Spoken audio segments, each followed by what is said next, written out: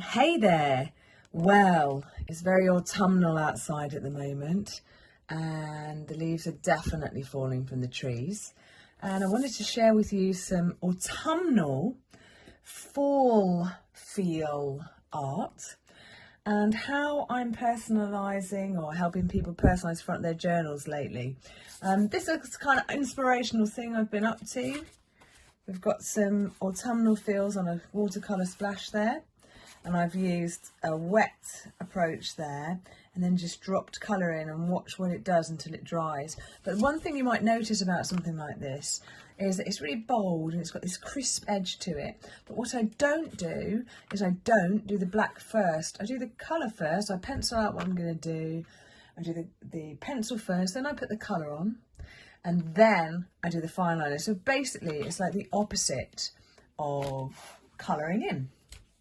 So here is something I worked on just before I began this video so that you wouldn't have to watch me doing too much of the painting. But normally I cover books with a bit of a watercolour splash, but I found out that some of the classes that I do, there's not enough time for them to dry while the class is still going on. So one of the things I do use during one of my classes for people to help themselves to and see if they like are these beautiful watercolour brush pens. I discovered them thanks to a court artist who introduced me to them, and she spoke to me once about, I said, how do you get those little hints of colour onto drawings that you do? And she said, oh, I use a watercolour pen. I'm like, what the hell's that when it's at home? And she introduced me to them and I absolutely love them. I love them for doing watercolours when I'm out and about, but they're really good and hygienic to use for classes because it means that each person can be having one of these that's been wiped down, and when you squeeze water, let's grab a bit of tissue here, when you squeeze the water through, it pushes water through the bristles, which is brilliant because it means you can pick up a colour, any colour you want, to do a bit of painting with. And the way you can do that is by squeezing water. I'm going to bring that up to the camera so you can see a bit better. Squeezing water through the brush onto the paint, you see? There you go. And it gives you the ability to add fairly dry colours to something very delicate like this. As ever, I've got my trusty scrap paper, which I can use to try it out, or you can use the lid of your watercolours. But I like to just check this so that I can check my brush isn't too wet. And what I'll do is, as you can see here, I've already done one little bit of colour on these leaves. And what I'm doing now is just adding a second bit of colour. And because my brush is quite dry and not too sopping wet, which you often get when you dip a pen in water and bring it out again, you bring loads of water with it. But if you use a pen like this, you can keep the bristles pretty dry and make sure that you're adding a delicate amount of water. And all I've done here is, in order to create a little garland like this, I've drawn round a standard lid of a jar. I've put the jar lid onto the paper, drawn around it with a pencil, so I tend to favour these propelling pencils, which you've probably heard me say before, because of their versatility and the fact that you never need a pencil sharpener. I've drawn around a lid to give myself a guideline, which I'm going to rub out when everything's completely dry. I've drawn myself a few leaves, just in a rough shape. I'll bring it just up closer to the camera so you can see. See, there's nothing really clever going on here. In fact, I've kept it as simple as I possibly can. And you might say to yourself, well, it looks a little bit rough now. And all I've done is gone around and just picked random colours to go around with, okay? And then, when that's fully dry, what I'm going to do now is use a fine liner and start the process of simply putting the outline around the leaves. And I absolutely love this bit. It's very satisfying. It can be extremely mindful. And no, it doesn't have to be super accurate. What you can do, you don't have to draw the circle per se. You should wait until the leaves are completely dry. I should be careful because I just made these a little bit wet again. I think we'll be all right. If you do get any little blobby bits, I guess you could just put it down to art. Now these are quite small, so I hope you can see this properly on camera if you're watching on a larger screen. And as you can see, I'm just working my way around the circle now. I call my page Mindful Modern Calligraphy because there's something really mindful about this task. So much so that I wouldn't normally be chatting while I'm doing it. It's just for you.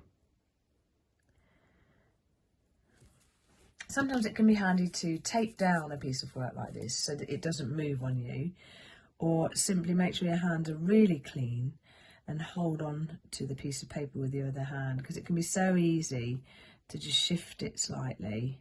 Oh, and so frustrating. Right, just now while I was chatting away, I seem to have gone a little bit awry there, and all I'm going to do is thicken the black line there just carefully to distract from it. And I'll bet you, penny to a pound, nobody would ever notice that. If I point it out to them, they will. But generally, we're always afraid of our mistakes more than people are eager to spot them, all right? So as you can see, this exercise doesn't take that long to do. Oh, and it can be really nice. Like those colouring books that came out a few years back. You can really breathe as you do this. And it can give you a real nice feeling. And also you're in control of the lines. You don't have to worry about going out of the lines. You're making the lines after you have decided where the paint's going. It's completely up to you. You're completely in control. There is an out of control feeling to those colouring books. If you go over one little line, it can feel like, oh, I've ruined it. Not so with this. This is your art. So, lovely, so satisfying. People think art has to be so complicated, and I do when I'm painting my animals especially. There's a lot of detail involved. Now I'm just going to go round. You don't have to fill in the gaps in between. You can leave them without anything because you can just rub out this line. But for the purposes of illustration, I'm just going to do a few on this side.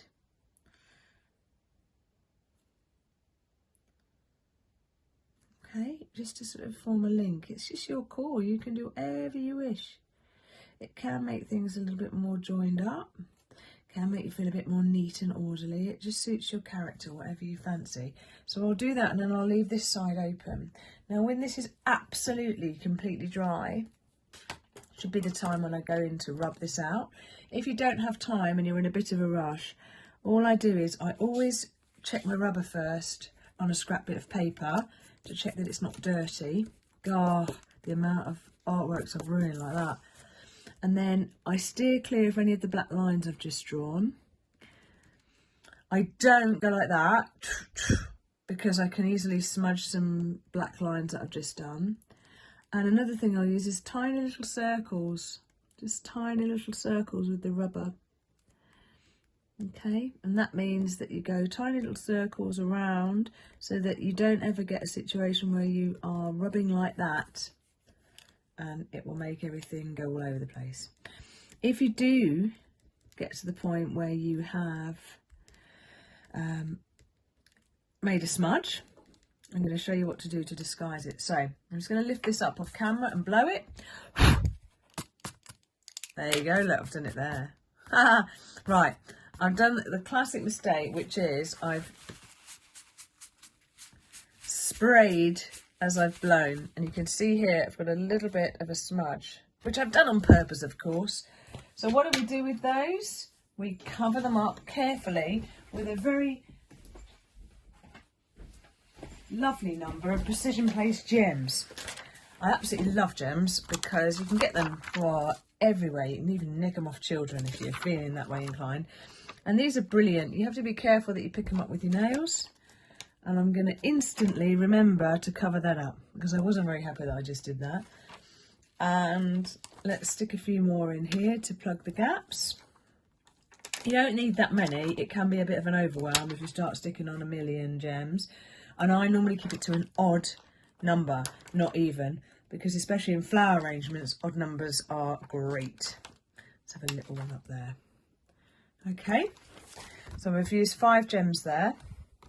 I've covered up my little smudgette here. There's still a tiny little bit of a smudge here, so all I'm going to do is I'm just going to go like that. I'm going to crack that brush back open, and I'm going to just paint that bit in there. Okay, and I've disguised it. Look at me fiddling about. Right, absolutely beautiful, and it's ready to write a lovely name on it and stick it on the cover of one of these. So come back, I'm sure you can figure that out. I'm going to round the edges for this, and I'm going to write a name on there, and it's going to look superb. So I'll post a picture of that once I've done it, because I've got a class tomorrow and I want to show them this before I put a name on it. So thanks for joining me today, and come back and see how it looks when it's finished on my next video.